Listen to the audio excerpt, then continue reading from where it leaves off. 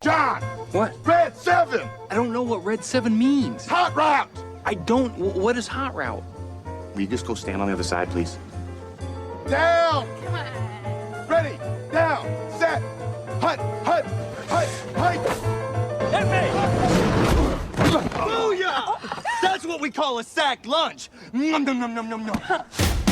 It's time for the Soonerscoop.com postgame show presented by Eskridge Lexus in Oklahoma City. Eskridge Lexus is the official travel partner of Soonerscoop.com podcasts. Now, here's your road crew, Carey, Eddie, and Bob, wrapping up all the action and reaction from this week's game. Welcome back to the final regular season edition of the Eskridge Lexus postgame podcast, and we are joined by Eddie Radosevich, who has made his way back from Lubbock and Amarillo. And Eddie, I'm guessing the best part of your trip this weekend was the Eskridge Lexus. Yeah, I would say so. I would say that was probably the most enjoyable part, driving the hell out of Lubbock. That's for sure. But yeah, it was great. It was great. The IS350, it was a lot of fun to drive. I think it's almost like I have a weekend car with Lexus with all the road trips that we've made. So we're back in one piece, and this is going to be a fun one, right? Well, I don't know. What would be more fun? I'm sitting here watching Alabama and North Carolina in 4 overtimes right now, along with the Chiefs destroying the Rams without Matthew Stafford. So it's probably going to be kind of like that. There's a lot of things to get to. It's going to be extensive. You were there. You were on the field. I was watching that game in Stillwater, just thinking my lucky stars that you weren't in the state doing a game because, man, poor West Virginia. They just play in shit weather no matter what. They got to travel all that way, and then they got to play. That looked ungodly, just awful, that game in Stillwater.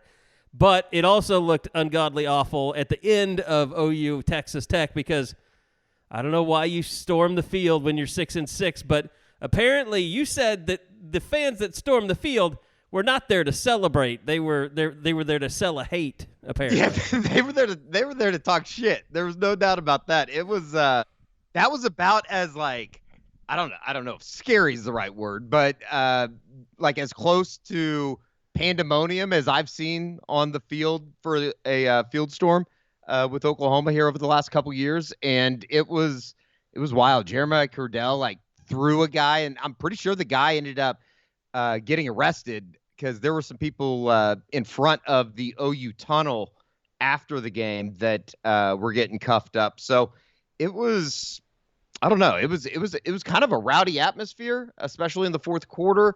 And which is funny because at the beginning of the game, I had DM'd you guys in the war room and said that was about as dead as I could remember the place. And then especially when they're up 24-6. So it was wild. It was a wild night in Lubbock, and they're starting a $210 million renovation down in the south end zone there too.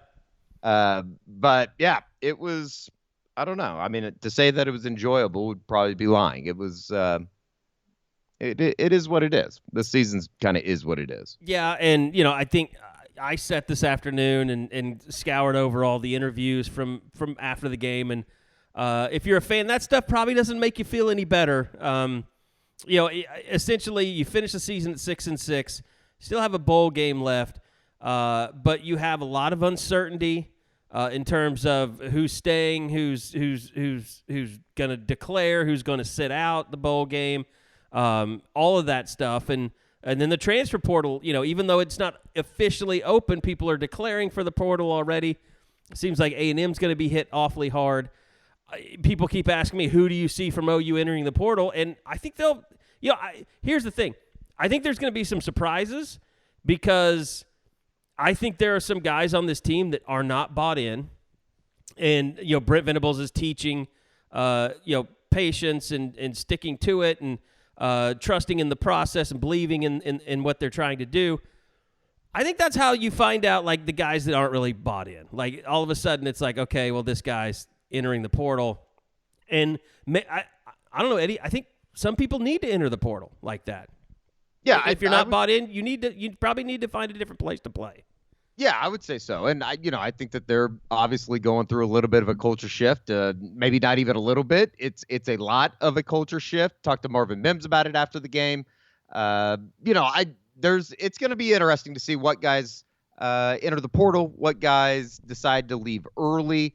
I think there's going to be a handful of those guys. We'll see who's going to play in the bowl game. That was a big topic of conversation after the game last night. So I don't know, man. They said all the right things. You hear, Danny Stutzman, you hear Theo Weiss, which, if you haven't watched the Danny Stutzman post-game interview, that's something that I would. Are you proud of getting shit out in a question? The word shit? I mean, I'm not proud of it, but there's truly no other way to describe what I was trying to ask as far as why they handle things so poorly. It's a little hard to believe that they truly believe that. I don't know. Like you just watch that and it's almost. We've talked about it so much before. It's just like there's just like a who gives a shit attitude. Yeah. And I know that I know that they don't think that they went out there and did well. I mean, they obviously didn't. They gave up 51 points on Saturday night. It just. I want to know who does Curtis Lofton want to kill on that team? Yeah, I would imagine that there's a lot of this. The Soul guys. I mean, he and Josh Norman. They have to know which guys have a give a shit or not. I mean, I just it's hard to decipher what I saw last night. I mean, it was a defense that played really well early, shut down the run. They had -8 rushing yards in the first quarter. And then all of a sudden, they don't play downhill on defense anymore. They lose the edge, and Tech realizes that just run everything around the outside. We can fold in the edges, and and they ran Serodrick. What's his name? I just remember Serodrick is just the greatest first name. It's like Serod. Anyway, is it Thompson? Serodrick Thompson. They just ran him to death. I mean, he couldn't even finish the game because he had been getting popped left and right, and it was just like you see that defense in the first quarter, and then you feel like you're back to some of the worst defenses of the OU era over the last 10 years because you feel like there's no chance in hell that they're ever going to get a stop again. How does that switch flip? I truly and I think that we've talked about it before, like Brent Venables and those guys on the defensive side of the football have to just be at their wits' end as far as how do we reach these guys? They can't be reached. And I think that there is just, we've talked about this before. We've talked about it, I think, after every loss this year, just as far as there is such a mentality down there and it's so fragile when things go bad. They almost just kind of expect it and then say, okay, well, here we go again. And they just can't get anything back on the tracks. I don't know how that's going to be changed overnight. There's obviously a little bit of maturity that needs to be done. Certainly with some of the quote unquote leaders on the defense, and you walk out of there with a lot more questions than even if they would have been able to escape and you finish the season 7-5, 6-6. We had talked about all week how big of a difference that was, and it was an extremely frustrating performance in that it just continues to happen over and over and over again, whether it be just flat out undisciplined football, inability to take any type of momentum in a football game. I've never seen a team that just refuses to befriend momentum like this team did.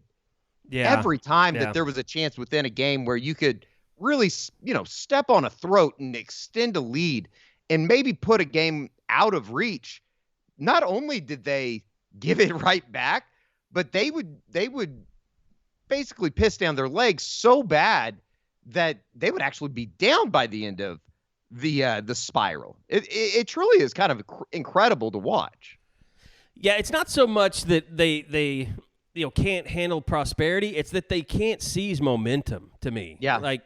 It's just it's there for the taking. And it's just, you talk about leadership. I truly believe that Braden Willis is a leader, and he leads by example and he leads by his words. I don't see anybody like that on the defensive side of the ball that is a difference maker like Braden Willis is. It's almost like if you could I almost made a terrible example.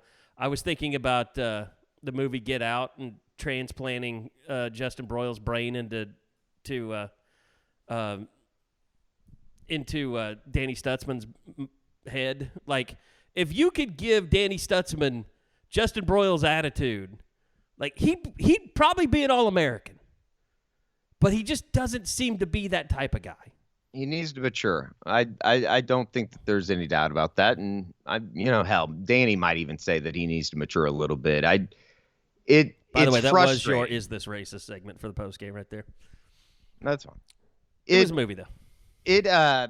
I don't know. It's hard to look at the future right now and find a whole lot of positives. I know that there's some positives within everything, within the entire season.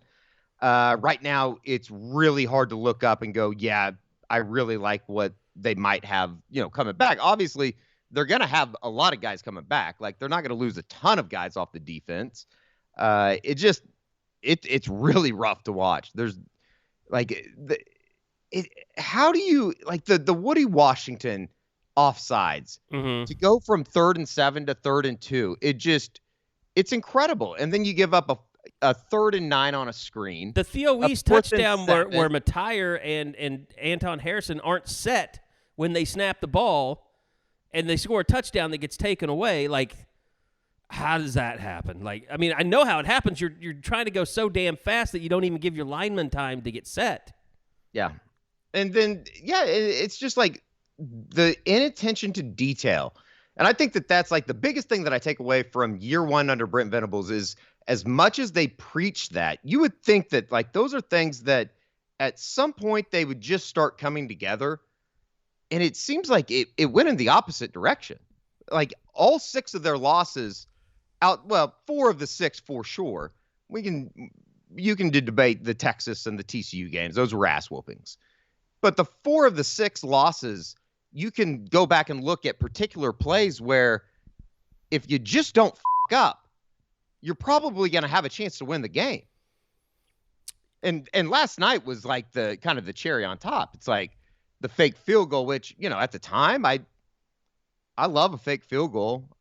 Maybe you take the points there though. Yeah. I mean, but it's open. Like it was a perfect play call if you execute it properly.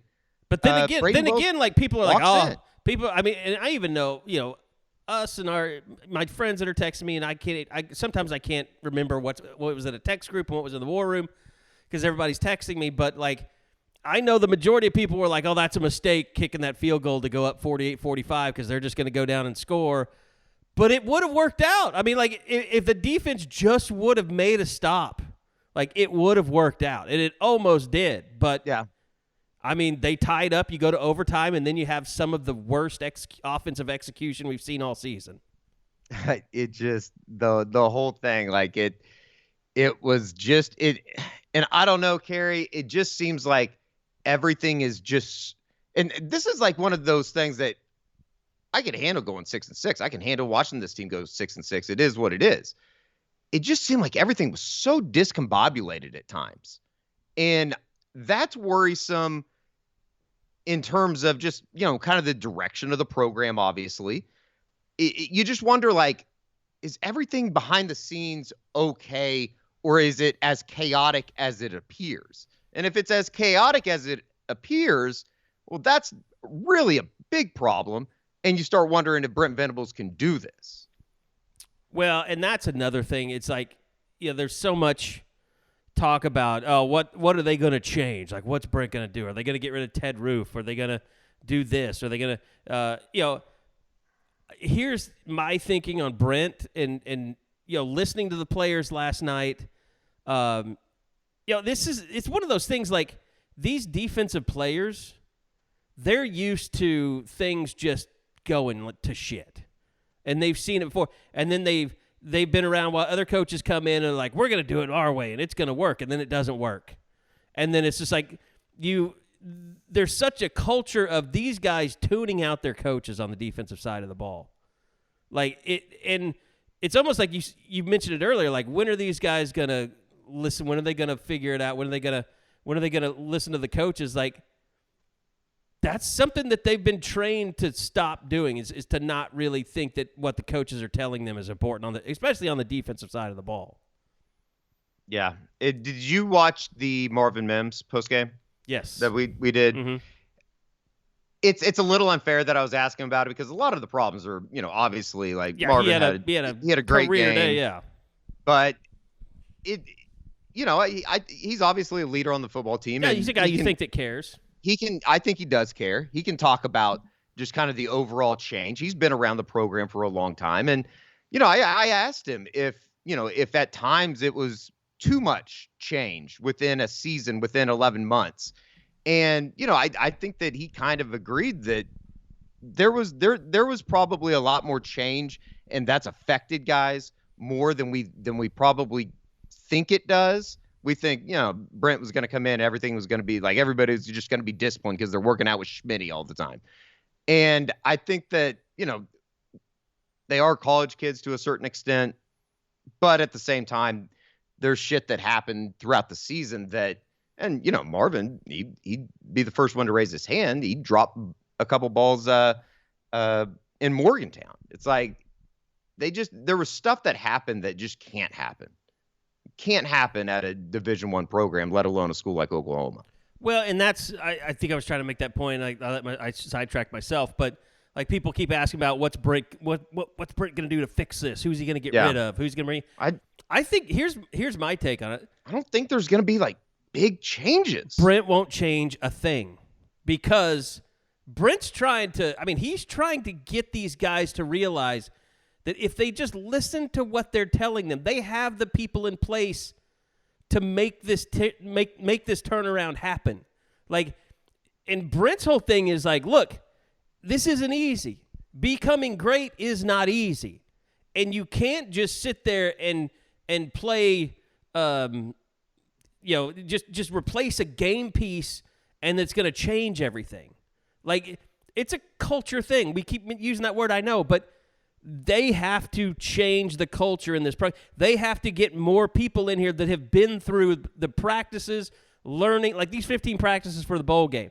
That's what they need. They need all these younger guys to get reps in this system, both offensively and defensively. So at some point, if a guy goes down, you can actually have next man up. Like, you don't really have that right now with this team. I mean, that's proven by Davis Bevel. And by the way, he came in the game last night after that. Which I still think that was a ridiculous play call for the first play of overtime, getting your quarterback killed like that. But, like, they have to get more experience in this system. They have to get more talent in this system. They have to get people that can, like, anywhere you go, you're not just going to have the perfect personnel for your system when it's a different system. There's always going to be, we need more guys, at the corner. We need a safety that can do this because he's been asked to do this most of his career. We need, especially with defensive linemen, like we need a true nose technique. Like we need guys that can play certain things in our defense, that can do certain things. We need edge rushers that not only can rush the passer but can hold their edge. It's like there's so many pieces that they have to add to allow them to be successful running their system. And I think we all expected it to happen overnight, and it didn't, and it wasn't going to, and we just weren't able to be honest about that. Well, and there's also an element too that I don't think that anybody could have predicted that. Like, again, when things go bad with this team, it went terribly wrong. Like shit hit the fan, and I mean, there's no better example than you're sitting there in the second quarter where you're up 24-6. You dominated the first half. There's 3.5 minutes left, and you somehow went into the locker room up by 1. Yeah. That is, like, I would love to see some type of analytical breakdown of how many times that happened in college football this year. It couldn't have happened very often. And it's the same old story. The offense gives up the ball in less than a minute, and the defense can't stop anybody. Yeah. And I think that's, that kind of leads into offensively just. And this is why, by the way, everybody was so pissed about that during the Oklahoma State game. Because, you do that, and normally a team like if that would have been Tech, they would have won by 14 points the night they played OSU if they did all that stuff. I mean, the crazy thing about it is like Tech, once again, in a way, like just kind of like the West Virginia game. Texas Tech did not play well last night, and you still found a way to lose. Yeah, Which like again is in a way is kind of incredible. It's like almost kind of in a sick, nasty way. It's impressive that they were able to find ways to lose games, and that's what bad teams do. They find ways to lose games, especially close games. And when you're not a disciplined football program, when you're, you basically don't give a shit about the details of the game. Players have talked about that. Example, Danny Stutzman talking about not really laughing about being 1 foot away or whatever. Like when you think all that shit's funny, you're going to get in these tight games and then you're going to find a way to lose. That's the way the game is. It's also frustrating because you do see the potential sometimes with this defense. Like you see the tackles for loss, you see the interceptions, you see guys jumping the routes. Like you see Danny Stutzman dropping back in coverage. You see Lualu, doing really good things, but like it's just they don't sustain it for long enough or over the course of a game enough for you to feel like they're really gonna make any change. Like it's really gonna get better. And season's over now. It's too late. And that was kind of when you watch those videos. That's kind of the frustrating. It's like, guys, season's over. Like you can keep talking about how you're gonna go back and get things fixed. It's too late for that. Yeah, and like you ran out of time. Like, do you not get that? That's where the maturity aspect comes in. Like I watched back that Stutzman thing last night. I'm glad that we didn't do the podcast last night because I would have said some. I was pretty fucking pissed last night. Just how all that went down and kind of the just who gives a shit attitude that some of those guys have. And we got to move on. Just go to the next thing. It's like you don't move on to anything. It's over. Like I told some buddies I felt like Augie Garrido, where it's like I have to live with this shit. Like when he goes on that infamous locker room speech. Yeah. It just there's some maturity issues there for sure. But then again, there are. It's like you said, Carey. There's moments where Danny Stutzman had 18 tackles last night. Yeah, I mean the potential is off the charts with him. Just you hope that the light comes on at some point, and I don't know if I necessarily feel bad for Brent, but I do in a certain aspect of like the guy hasn't forgotten how to coach football. Just from a pure football defensive standpoint, he knows what he's doing. Well, I think it has to piss him off that he keeps telling these guys what they need to do, and they just are not doing it. Well, and what we've also taken from this is look at some of their starters. Who are their best players? Look at David Agwebu. Like he had a really rough night last night at times. Like again, good kid. I might include him in this group of guys, though, that I would say I don't know how much more football I want to watch him play. How high can a guy play? He was trying to tackle people's necks last night.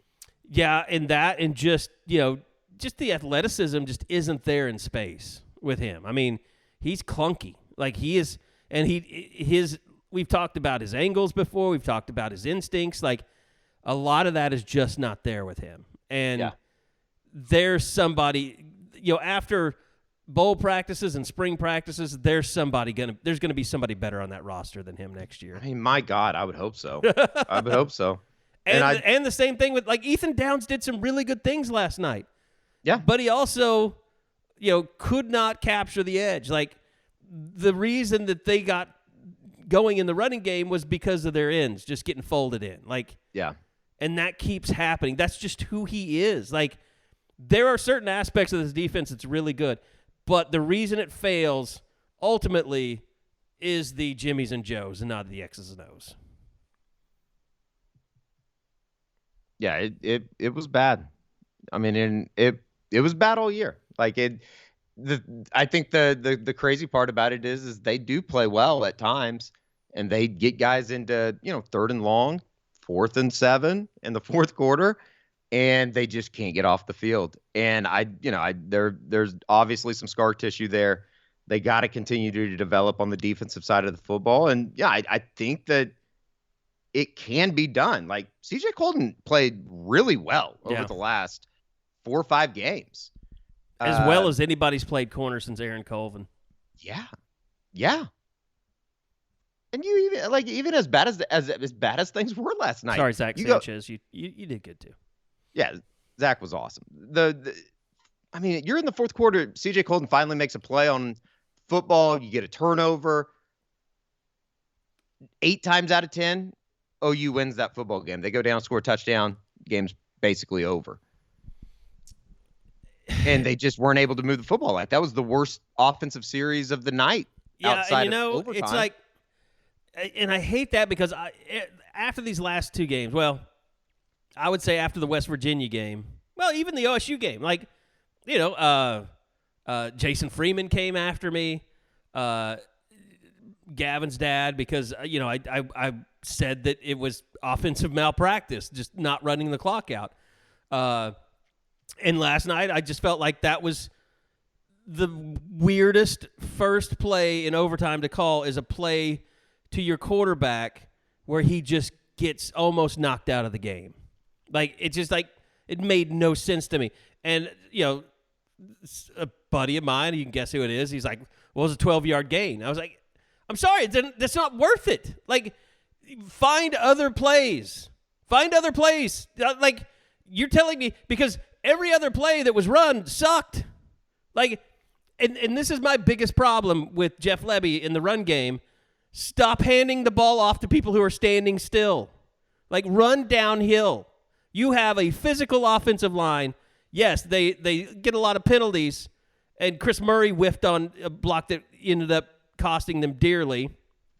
But, like, in overtime. But, like, just that overall execution of offense in overtime was just, once again, like, you had a great night, Jeff Lebby. Your offense had a great – Dylan Gabriel was amazing. Marvin Mims was amazing. Thankfully that you figured out Theo Weiss could play in his last game. That was nice. But, like, there's really not a whole lot to criticize you about except for your clock management and your really critical downs in games. Like, it's just some of it is baffling, and it makes me question his competence at times, and it shouldn't be that way. It just seems like when things are going really well, they go away from the stuff. We talked about this earlier. Just Eric Gray. Where would this thing be without Eric Gray? First off, I know that we say that after every game, but even going into overtime though, it just felt like with the shortened field, they weren't going to be able to hit any deep balls, and it's like I don't know if they can move the football because that's the first thing. That's the first thing I thought. Well, this does not benefit them because it's a shortened field. There's not the intermediate passing game is not there in the middle of the field.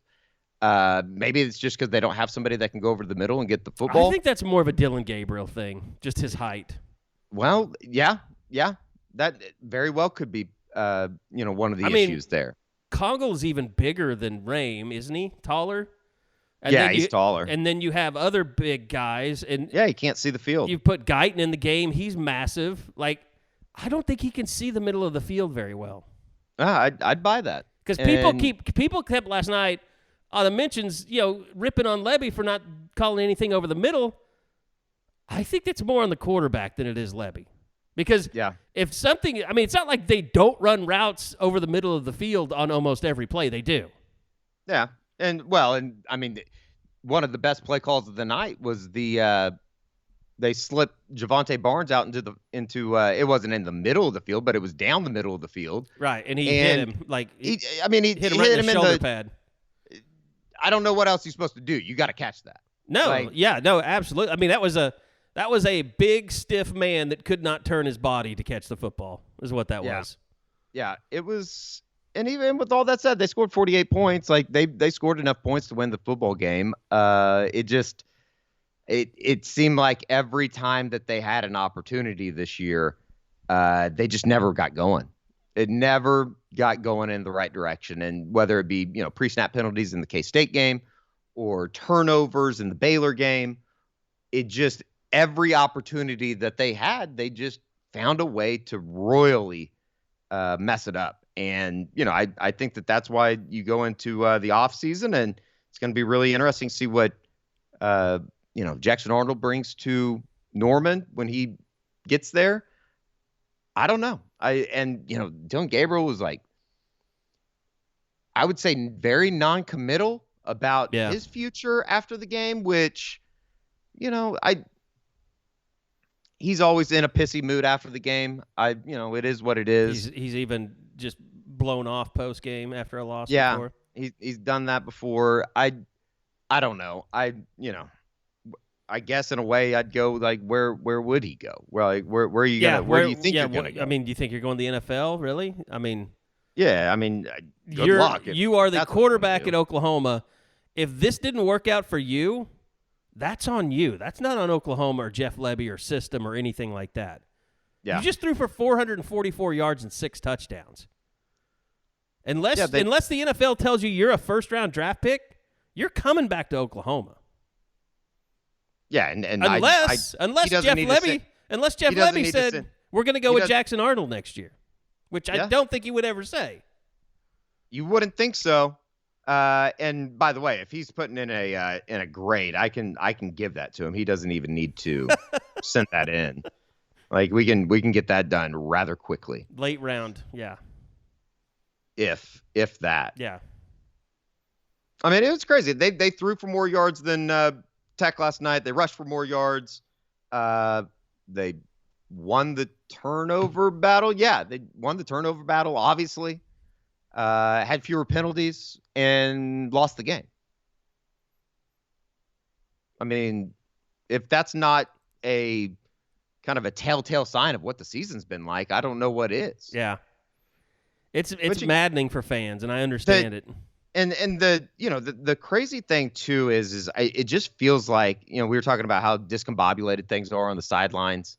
Like from a game management standpoint, I know I realized that Brent and this staff, they were going to go through some changes. They're going to have to go through some learning experiences, but just seemed like they didn't help themselves very often this year, whether it be using timeouts. Like, why didn't they use any timeouts when they knew that Tech was going to run? I know there was only 30 seconds left, but yeah, I mean, with the way that Gabriel had thrown the ball, you had a big one, and all of a sudden you're in field goal range. Like, why don't you use a timeout? You had 3 timeouts left. Yeah, that's a good point. I think Brent was probably thinking more like, am I going to ice him? Yeah. And if another perfect example of the season, they do ice him and Joshua Ellison blocks the kick. Yeah. Which, you can't blame that. Like, that's not a game decision. Like, oh, you screwed up. Like, that's a hindsight thing that you only have because of hindsight. Yeah. And I also think that, like, Joshua Ellison got through the line because they blew the whistle and quit. Yeah, everybody had kind of lightened up. Like, yeah, I don't think that he would have actually blocked it, but who knows? Like, it's easy to say it now. It just, it was it was fucking crazy. I mean, what a year, man! What a year! Everything that could have gone wrong, it went wrong at the most inopportune time. Truly. Like, Gabriel getting hurt, going into the Texas game, like everything that could have gone wrong within a game, it seemed like went wrong at some point. Yeah, it's just it's so weird because it's like watching, I mean, like TCU, what they did is that's the role Oklahoma played for years and years, and we all took it for granted. But that's, everybody else kind of beats each other up. You got a bunch of really decent teams in the conference, and then you have one that's even better. Like, TCU is just, I mean, I give it up to them. Just a fantastic year from them. But it just goes to show you the margin of error between Oklahoma and TCU is not really that great. Well, and just like the margin of error just in the game of college football in general. Yeah. Like, I was talking to some buddies this morning about it, and just think about how different things would be right now if. And I know it's very easy to sit here and say this, but just say that you made some plays in 3 games, and instead of 6-6, you're sitting at 9-3 right now. Just think about the tone of what we're talking about and how different that would be. Yeah, but you lost 2 games because you lost your quarterback. That'd be kind of the If we're talking about making 9 or 10 plays more in the course of 3 or 4 games, they wouldn't have been pretty by any means, but shit, OU fans have been used to that, not winning pretty. Winning's a lot better than losing. I think everybody has been reminded of that this year. Here's something to think about too. Is like OU went 6-6. It wasn't good. Nobody's happy. But at the end of the day, I feel like the team did get better as the season went along. Like it wasn't like we all talk about, it's a shit show and this happened and look at the stupid decisions that Lebby made and Brent made, but like they really they shouldn't have lost at West Virginia. That's not good, but they lost by 3. They beat Oklahoma State, then they lose by 3, and before that, they lost by 3 to Baylor. Like it's like they were in all of their games, if not winning them, versus that team that played against TCU in Texas, which was, the Texas thing probably shouldn't count because you didn't have Gabriel at all. But like that TCU game is the only one where you just look at it and you're like, they were getting their asses kicked that day. Yeah. Full strength, even before Gabriel went out. And in a weird way, like, I don't know. I guess that's going to make people feel better over the next couple months going into the offseason and obviously how they finish out this recruiting class. But they were in all of those games in the fourth quarter under 7 minutes left. You're literally talking about 2, 3, 4, 5 plays that you just have to make. And it's because of all those plays that you didn't make, within those bigger games or within the 4 quarters of those games, inattention to details of the game, penalties, discipline, that kind of stuff. It all adds up. And then, of course, it's going to come down to those 4 or 5 plays. But again, I don't – if you're hoping for Brent Venables to come out and say, this didn't work, we've got to make massive changes, like – I think other than hiring a wide receiver coach, I don't think you're going to see a lot of changes because I think Brent, he is a stand his ground type guy. Like he believes in what he's doing. Yeah. And he wants his players to believe in what they're doing. And he's not going to go make a bunch of changes just because the fans are pissed that they went 6-6. Like he's not looking at it like, okay, I'm in trouble. How do I fix this? He's looking at it like, I know how to fix this. We've just got to keep on this path, and it will all work out. That's who he is. Like, yeah. And you know what? It's either going to work or it's not. And he's going to go down in flames or he's going to go down as a hero and a savior. Yeah. And it's not going to happen overnight. And I think that that's probably the most frustrating thing for fans out there is the fact that you're not going to see – you wanted to see immediate change. Obviously, that didn't happen. And now you got to wait all these months to actually see it because the hype train is going to build back up. They're going to get guys coming in. You're going to go through the spring. You're going to go through the summer. And then you're going to be right back to where you were in August. And nobody's going to actually know. Like, it's almost a kind of a no-win situation. I was thinking about this on the way home. It's like, people aren't going to be truly pleased until they win a national title, obviously. And it's almost become, I don't know, like winning had become almost, I guess people had taken for granted how hard it is to win football games because nobody ever got any type of, I don't know, like, there was like no pleasure in winning anymore almost. I don't like.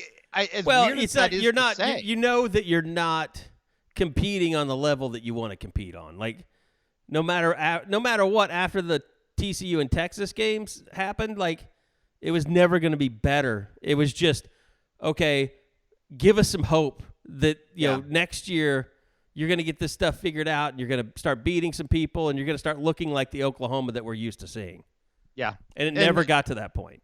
No, and I mean, there were moments where it was so far from what should just be, in general, a good football team.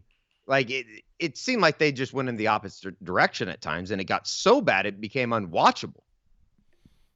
The question is, during the offseason, Oklahoma, are you going to become a Lexus? Or are you going to stay like a ratty old, F-150? Which those are kind of cool.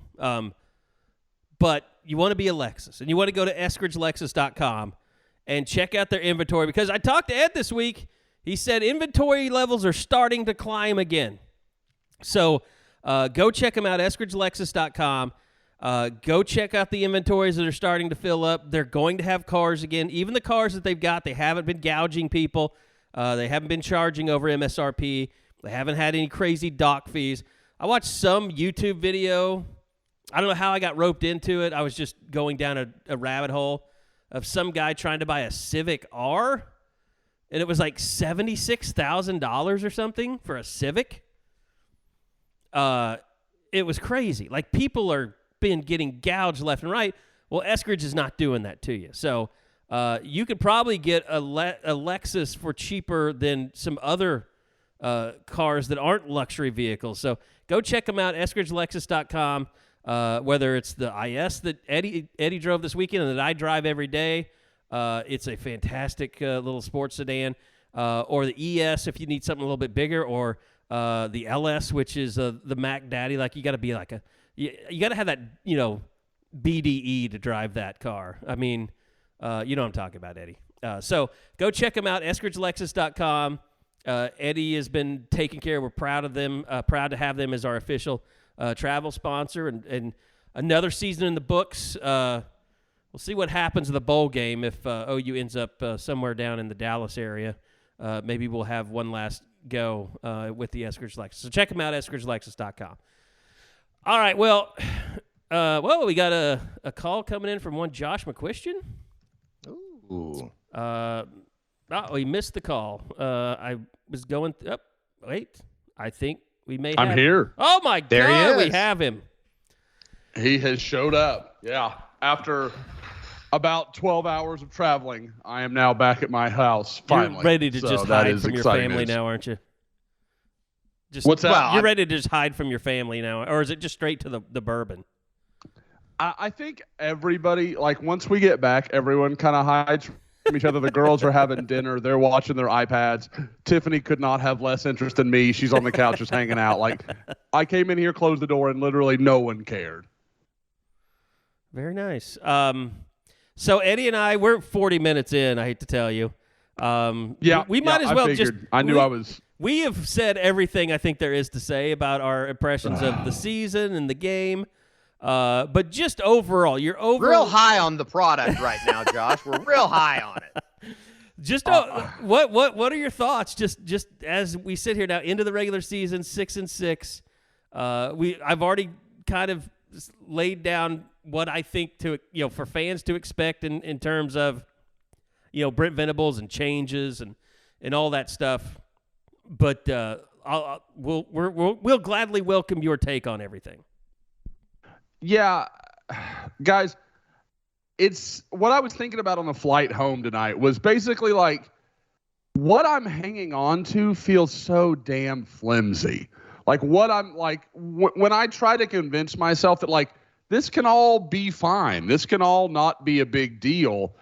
It's just like there's the argument for the law of averages. Yeah, a lot of the things that worked out last year didn't work out this year. And I get that to a point, but guys, what I'm seeing isn't strictly like, oh, the players are just making dumb mistakes. They absolutely are. But you're seeing things that you're like, I feel like the people running this situation should know better than some of the stuff you're saying. Like, just game management issues are never ending. And I mean, guys, I for all the things we can say about Lincoln Riley, I don't think Lincoln Riley was an immaculate game manager by any stretch of the imagination. No. He wasn't one of those guys that shortened the fourth quarter to where you were like, oh, man, wow, he really just made that go away. That time where they were at risk just faded. Like, he had plenty of moments like that. But even with that considered, this felt like a drastic step backward. So those are the things that concern me. Now, at the same time, guys, when I read Theo Weiss' comment, I was like, wow, that's because, he sees stuff and knows stuff we can't know. We can't be around. And for a guy like that has every reason on earth to be incredibly jaded. Yeah. And he's not. I thought the same thing, Josh. Yeah. Okay. There's that. Go ahead, Eddie. Oh, just speaking to Theo's comments and talking about how much he believes in Brent and the direction of the program and things like that. Like, I think to a man, there are a lot of guys that do 100% believe in the process of what Brent is teaching. That's why it's just so hard for me to understand, or preaching, I guess I should have said. That's why it's so hard for me to understand why they were just so undisciplined, why the attention to details within the game never seemed to happen. Like, that's where I go, are they just saying that and they don't want to come out? Like, I guess only time will tell. But Eddie, you know this. Josh, you know this too. Like, guys in this day and age, they look at it as like, it's not my business to be in his business. Like, everybody's like, live and let live. That's kind of the attitude. Like, so I can see how, like, the guys that have matured are like, no, you guys don't understand. Brent gets it. He's going to fix it. He's going to turn it around. But the guys who aren't mature, I think they're just floating out there in the world, not without any cares in the world, and they're not really buying into anything. They're just kind of being themselves, like just all about them. I think that's really fair, and I think there are a lot of guys, even guys that we have talked about as part of this, of the future of where this is going, that really need to take a hard look in the mirror and really need to decide, like, am I saying I'm in, or am I actually in? Like, because there's just some stuff out there, guys, like early in the year. Okay, you still have some shell shock, you still have some problems. Okay, fine. But last night, you're in control of that game, and the second Texas Tech goes on that very first no-huddle drive, Oklahoma just nuked themselves. I mean, they just went and they turtle shelled completely. It like probably as badly as I've seen all year.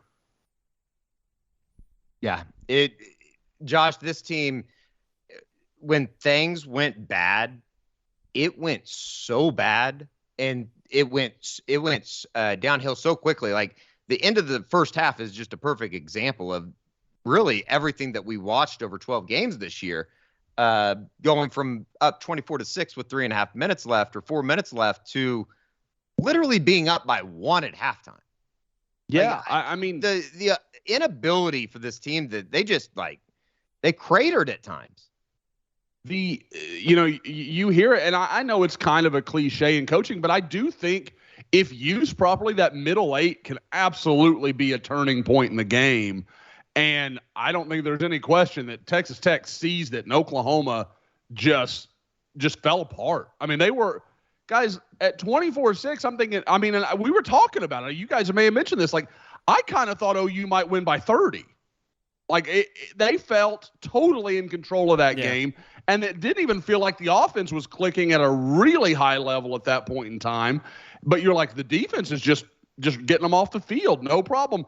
And then Kitley goes, hurry up one time, and it was just like, oh no, we can't tackle, we can't stop anybody.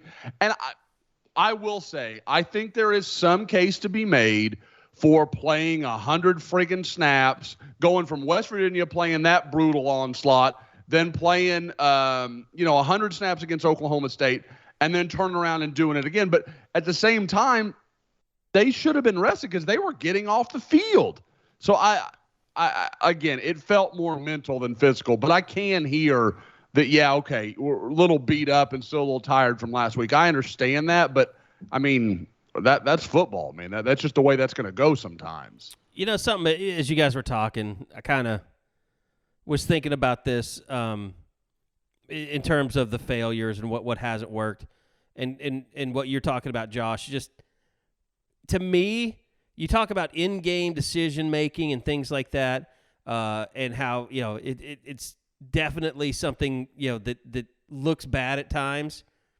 And to me, the root of it is this: OU has no ability to pick up short yardage plays.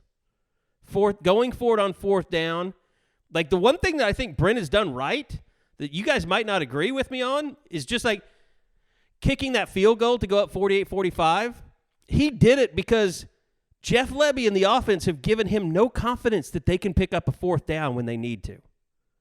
Yep. And the fact that they cannot do that has, like you talk about losing by 3, that's a weapon that every other team that they played that's beat them has that they have not had. It's just like in the play when where I can't believe they didn't even give them enough time to review it because they ran the fourth down so fast, but the play where Javonte Barnes looked like he definitely got the first down, and then they immediately went up to the line, snapped it, and didn't get it. Like, that's why Brent tried to kick the field goal, because Jeff Lebby has not figured out his fourth down problem, which, to be honest, we've offered him something that will work, which is go to the fucking Wildcat. Like, how many times have we said that? Like, and he's like, if you just take Dylan Gabriel and throw him out to the sideline and let Eric Gray take the direct snap, he's going to pick up that first down. And they never do that. I mean, they did it last night with Braden Willis, and it worked.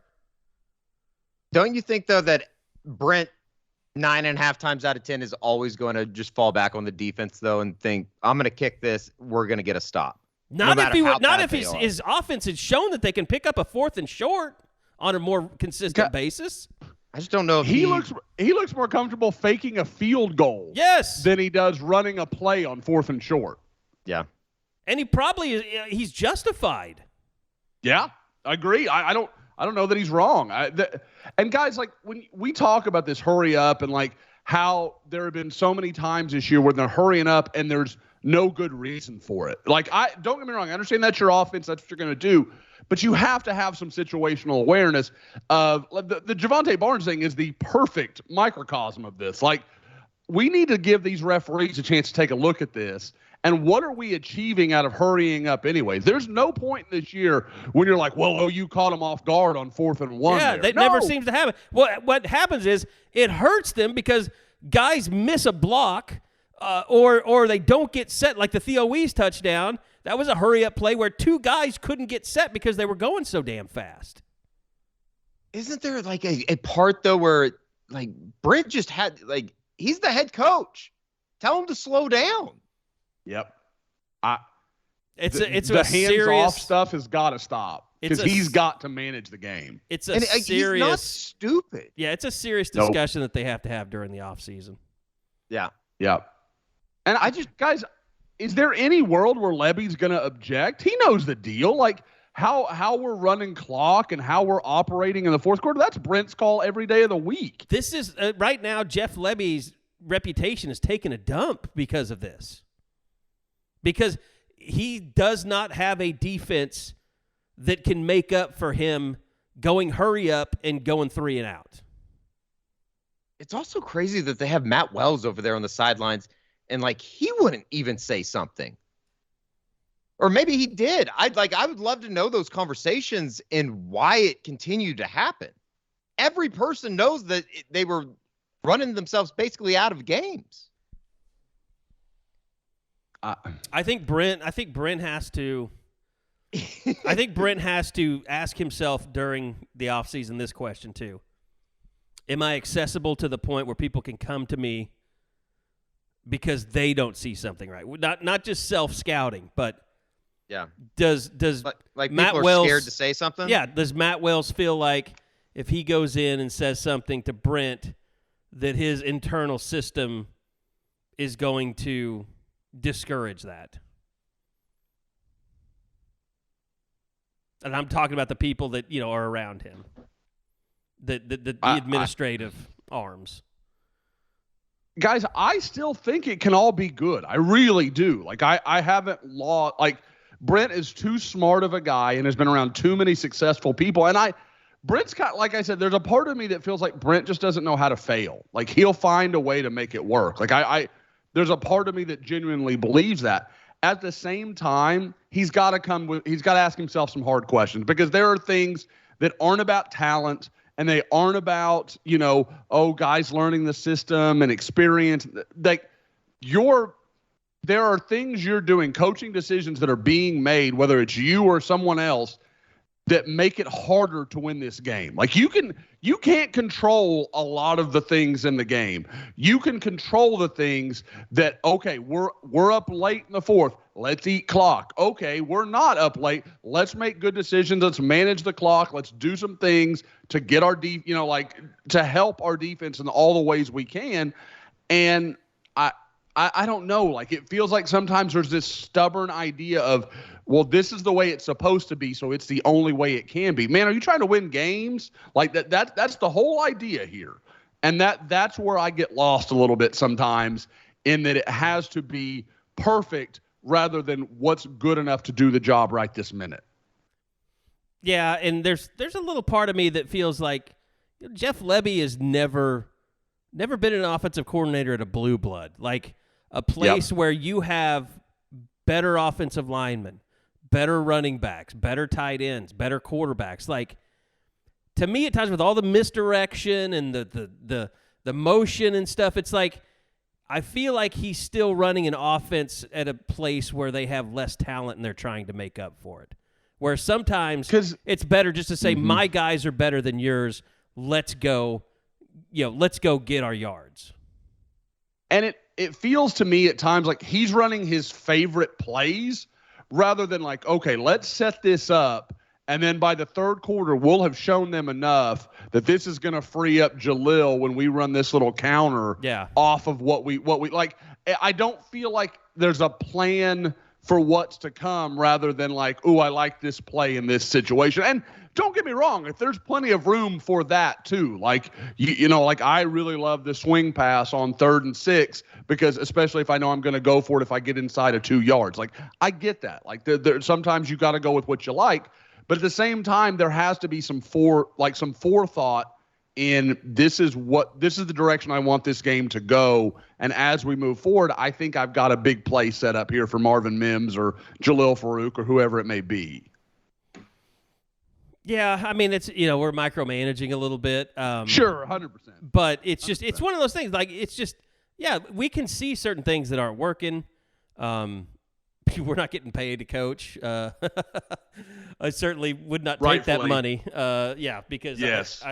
I don't know what the hell I would be doing. So I've watched a lot of football in 20 years. I've seen a lot of really good offensive coordinators, and I know this ain't it. Yeah.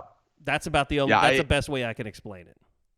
And guys, in much the same way that we can watch Dillon Gabriel and know he's not Caleb Williams, I mean, this gives you some perspective, and I think Eddie and I were talking about this at the game on Friday night in Tulsa. Like, there is, I knew Lincoln Riley was really good. Watching it now and going back and seeing some of the old stuff, you're like, wow. Like, the stuff he could put together, you're just like, holy crap. Like, it really is amazing. His sequencing and some of the things he would do, just amazing. And I think Lebby has plenty of talent. Like, I think he can be plenty good. And again, I know people are screaming like, oh, they scored 48 points and how are you on Lebby? I'm talking about more of the season at large. Like, there were a lot of good things last night. I'm not going to pretend there weren't. And Carey, you and I both harped on this the second it happened in the game, and I know everybody else did too. The throw to Gabriel, that's insanity. It's just that is not a call you can make in that situation. It cannot happen. We talked about this before you got on, Josh. I'm sure. A little bit of that. No, well, just as far as like that play in particular, I think that when you went into overtime and they're running it out on the field, I said it to Dylan Buckingham at the time, they were in trouble because the field had shortened. You're not able to stretch the field as well as Gabriel had thrown the ball down and made the big plays. It just seems like when they got into a small, compact area, it's almost like a panic move of, we got to go hit this right now because I don't have faith in us being able to pick up 2 first downs, essentially. Which is crazy. Sure. That's it's a problem in and of itself. Yep. And that was something coming in I talked a lot about with Lebby is like and again, I think we're learning a lot about who was calling a lot of that at Ole Miss or who was kind of the architect behind that. I know it was Lebby's offense and all that, but I mean, I think it's hard to deny that when I watched several Ole Miss games last year, I didn't see the same rhythm really at any point from Oklahoma's offense. Well, remember the play that happened? I can't remember what game it was, where Lane Kiffin knew the play, what was coming, and it was gonna hit big, and he's running down the sideline, throwing his clipboard up in the air like 100 feet. Yep. Guys, I mean, and we talk about this. You talk about not having confidence in the run game. Eric Gray averaged almost 6 yards a pop last night, and his longest run was 24. So it's not like he was ripping a bunch of big runs or anything. He was going for 6, 7, 8 most of the time. Like that should be a run game you have faith in, especially when you've got the best offensive lineman or, the best lineman in the game is on your team, and Tech's best defensive lineman's not even on the field. Like that's, I mean, again, I feel like it's probably just where I came into the conversation. Like the defense has a whole bunch of holes. I talked about it in the report card. I don't expect any changes. I think some need to be made, but it's going to be what it's going to be. In my opinion, if you guys have heard something differently, I'm certainly all ears, but it's just, by the way, like I said, Josh, you were watching on TV like I was. There's no doubt who was calling those plays last night, who was running the defense. Like Brent and Brandon Hall were over there just going nuts, signaling things in all night. Yes, 100%. So, I mean, people say, get rid of Ted Roof. Why? He's not running the defense. Brent is. Why bring him back, though? I mean, he's a waste of space. What's Can you not find somebody else? Right. What's he doing? And, guys, if there's one That's position. making the second most of an assistant. Like, unless Deshaun White was spending all his time with the linebackers, I didn't see a lot of growth from that position this year. I thought the safeties got better as the years went on. I thought the corners got much better as the year went on. And I thought the defensive line showed some signs of life, especially considering they aren't overly talented. Especially the interior. Guys, Jordan Kelly looks like a guy that you could pencil in next year and be like, if he comes back, that's a useful guy. And I don't think I would have ever believed I'd say that, but he made some really nice plays over the last month. Yeah, he did. He's flashed for sure. Mm-hmm. Yep. So I mean, that's more of my like. Again, why does he need to? When it comes to Ted Roof, like I just don't. And I never did. So I mean, I want to fully acknowledge like. This is probably a little bit biased to my original view, but guys, you can look through the years. Ted Roof does not have a great list of great defenses, so I don't know what he's bringing to the table. Yeah, I mean, that is it. I mean, you've got 2 co-coordinators on top of that, so. Yep. I mean, unless he got somebody like Teddy to come in and be linebackers coach. Sure, yeah. Then I think Roof would be gone. Yeah. I mean, Rufus Alexander could do it. Curtis, you got Curtis him right Lofton, there.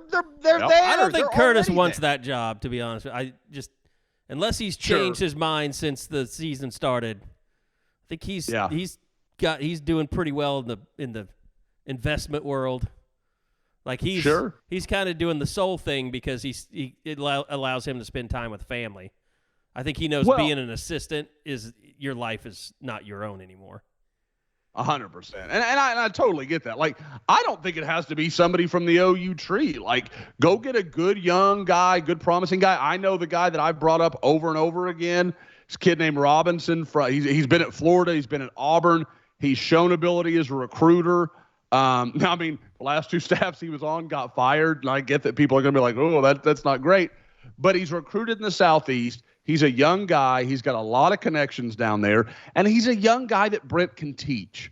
Like, he's not going to mind Brent stepping into his room and being like, okay, here's what we're, like there's not going to be that ego there because Brent's got a lot more, I don't know, the proof's in the pudding, I guess you'd say. Brent knows more, has more experience, and that guy can learn from him. But at the same time, you're getting a very active young recruiter that brings something to you.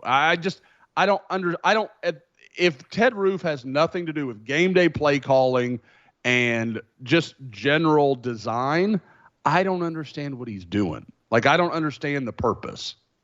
You're talking about Christian Robinson. Is that the guy that you're talking about? Mm-hmm. Yep.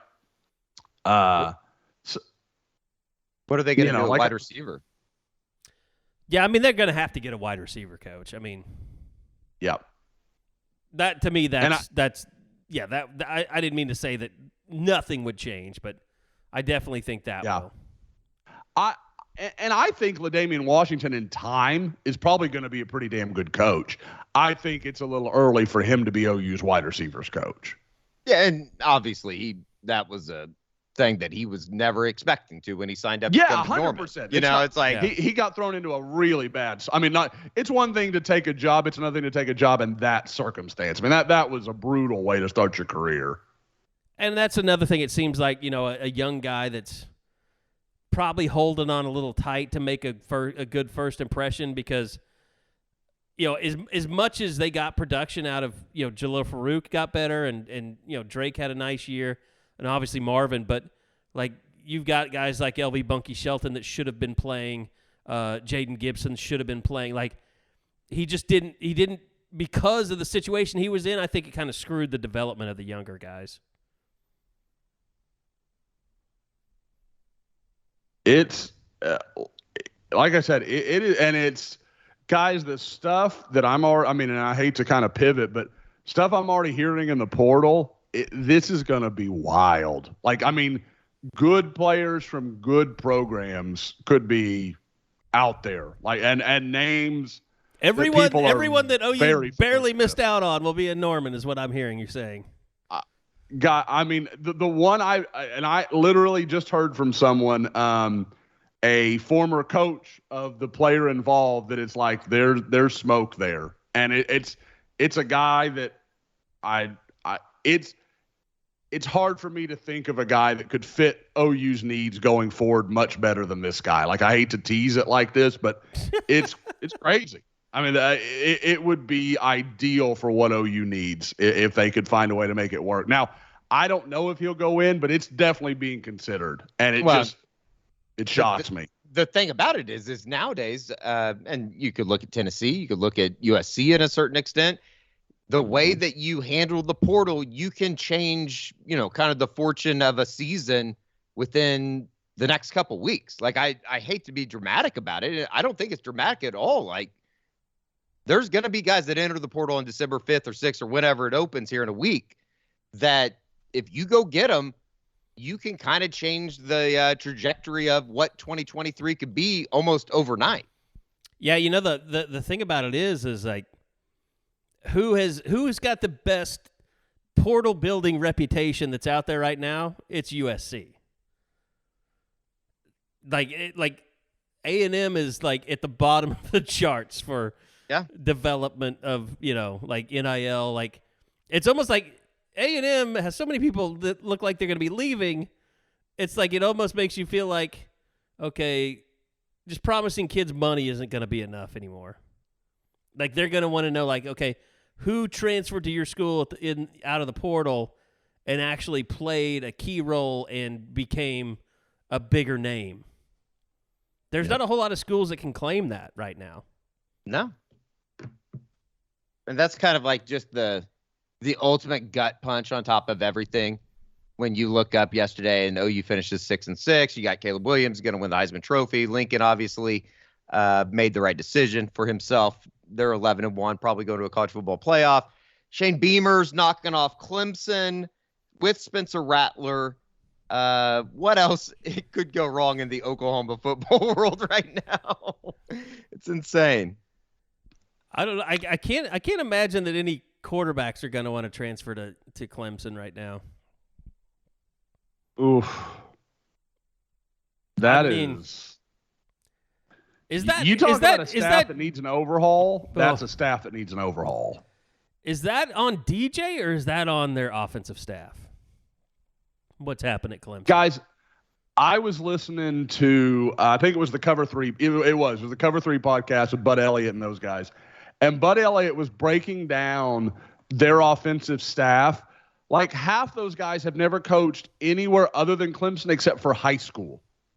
Like there's no outside ideas. Like it's all, and I mean, like that's fine if you are, I don't know, like you've been under Mike Leach or you've been under Lincoln Riley or you've been under Lane Kiffin, like these offensive minds that clearly have proven themselves. Those guys have been working under Tony Elliott, who, you know, I hate to say bad about anybody at the Virginia program right now because they're going through it. But it's just Tony Elliott's track record at quarterback looks worse and worse by the minute. Oh, trust me. I mean, OSU fans feel the same way right now about their offensive situation, Casey Dunn. Yep. You just can't, like, I mean, and that's the thing, like that's what Dabo wanted was this insulated, you know, like, oh, we just keep growing our guys from within, and that's fine while it's working, but the second it goes wrong, you don't have anybody that can come out and say, hey, well, when we were, you know, at USC or when we were at, you know, Michigan, we kind of did this when we were struggling with some of these 3-down fronts or whatever whatever it is that's giving you problems. You have some experience in that room to come in and say, we tried this, and you can kind of create some conversation, some ideas. When it's just a, you know, echo chamber of the same people that have had the same experiences, you don't get anything from that. You're not exactly a dynamic, fix things on the fly type staff. Exactly. All right. Well, I mean, look, here's what I would say for everybody listening. They're like 6-6, not what anybody wanted. A lot of people down on the program, on Brent, on, you know, Lebby, some on Gabriel. Like, this is an awesome time of the year. Like, we've never seen anything like what we're going to see over the next month and two, because you got the transfer portal that doesn't even open until they announce the bowl games, but you're getting people that are starting to announce their intentions to enter the portal. We'll be finding out, you know, who is going to be targeted by Oklahoma, you know, how that affects recruiting, what happens in recruiting. You know, there's also, you know, things that are still out there to be decided in recruiting. So it's like, this is a good time. So, like, you know, if you're a subscriber, if you've been a subscriber, stay a subscriber. Like, there's going to be so much information flowing out, and we're going to keep doing more and more things to get it out there. The transfer portal on Rivals has opened up, and we'll be talking more about that over on the Crimson Corner. But I would just say this, like, a lot of you guys signed up a year ago. Just stay with us. It's going to get very exciting. We're going to be there. We've already had this discussion, like, we've been working hard, but this is where we work really hard leading up to signing day and the transfer portal. We've never gone through anything like this before, so it's going to be long days for us. A lot of information out there, and that you guys are going to want to catch every minute of it because it's going to move fast. So I don't know, Josh, if you want to chime in on that. I mean, I can't impress enough on you just how much stuff is getting ready to happen. Oh, yeah. I mean, because, guys, I know we're already starting to see, you know, names hitting the portal. And, you know, Ish Harris from Texas A&M is a really interesting guy that OU probably came up second for last year, connected to Sean Cooper and all those guys. I mean, and that's just the start. Like, they, you know, once the portal goes really live, it's going to be a flood. I mean, it's going to be the biggest year we've seen so far. And when you look at how active OU was in the portal last year, even though they kind of started behind the 8 ball with everything already going once they'd kind of hit the ground. So this should be very active. You're going to have a lot of signing day conversation. David Hicks, Damian Sanford. There's a lot happening there. Yeah, Peyton Bowen, obviously. So it's crazy that a team that is 6-6 has this much potential to bring in some massive quantities of talent that could really fix, fix is strong, but can start to lay the groundwork for how this all gets better. Got to make that SEC move sometime. By the way, Luke Fickell, how about that today? It's a great hire. Big 12 teams coming in. It's a great hire. Great hire for Wisconsin. I'm shocked that he actually made the move. I thought if it wasn't Ohio State or like Penn State, he'd never leave. Yeah. Or Notre Dame. I thought those were the only ones that were even. He might have made a mistake. Ohio State might be open pretty soon. Okay. You talk about teams like I thought about that the other day. Like that's the worst. Like those are the seasons that I hate the most. Is when you're undefeated until late in the year and then it all falls apart with one game. Like to me, and you find out you weren't nearly as good as you thought you were. Right, exactly. Like it was all a mirage. Like that is because like Ohio State fans, like I've seen some of them, like they are losing their minds. They're questioning everything. Like now it's been 2 years that they've got beat by Michigan and a Jim Harbaugh who seemed at times to be as aloof and crazy and weird to the point where you wonder if he's even sane. Like now he's dominating you. So it's like, is Ryan Day even the answer? Like it's just it's amazing. It's a total shit show. And I'm glad, I would take 6-6 over that right now. I'll sign me up for 11-1. Yeah, I'm gonna go with Eddie on that one. Yeah, I don't even think it's a question. But at least we've had time to process that this team isn't what we thought it was. No, to have it ripped out from under you all in one weekend, like that is the worst. I'll take 11-1 over having to think maybe I need to go buy self-help books so I can feel better about myself. Guys, but I'll West tell Virginia you, really broke this man. Watching that game yesterday, I don't think Ryan Day's the guy. And I've been one that's been like, I think the whole offensive genius stuff is real overplayed. And you could tell in that game when he went and punted inside Michigan's half, you're like, he blinked. He just blinked. And you could tell the whole team felt it because all of a sudden Michigan starts just gashing them in the run game. Yeah, it was an ugly, ugly way to lose. We like making fun of Jim Harbaugh. I love making fun of him at least, but there's no doubt that he's gotten this Michigan program. They're tough. They play really good defense, and they run the football. I mean, they do the things that you have to do to win the game, and they're disciplined. I mean, guys, the way Ohio State recruits, this is like I'm trying to think. This would be like if Auburn just went in and smacked Alabama in the mouth and just went like as Auburn's talented, Michigan's talented. They're nowhere near as talented as their chief rivals. And to just go in and get physically dominated by a team that does not have the NFL talent that you have. There was no fluke about what happened. That's a huge red flag. It was a bad look for Jim Knowles. And I get that people are going to say that. Guys, they had 360 yards on like 6 plays. And the rest of the time they averaged it was something like 3.2 or 3.3 yards per play. They just got gashed a couple of times. And I mean, don't get me wrong. It's some of the same stuff we saw against OSU last year in Bedlam when he just refused early on to play zone and OU was killing that man-to-man. And then he finally was like in the second half, he's like, I can't. We're going to lose if I keep doing this. Yeah. And he went zone, and they finally started getting some stops. Yeah.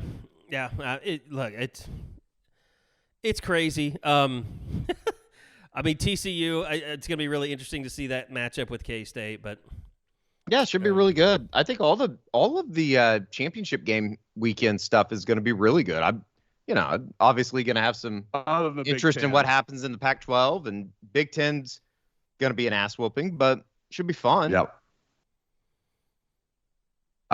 That North Carolina Clemson, that's going to, or did North Carolina make it? I can't remember if they lost. North Carolina State won. So so it's NC State and Clemson? You mean to the championship game? Yeah, I don't know how that worked out. I don't know how that worked out. Let's see here. God, it's got to be somewhere here. Anyway, I'm trying to pull it up, but North Carolina and Clemson. Yeah,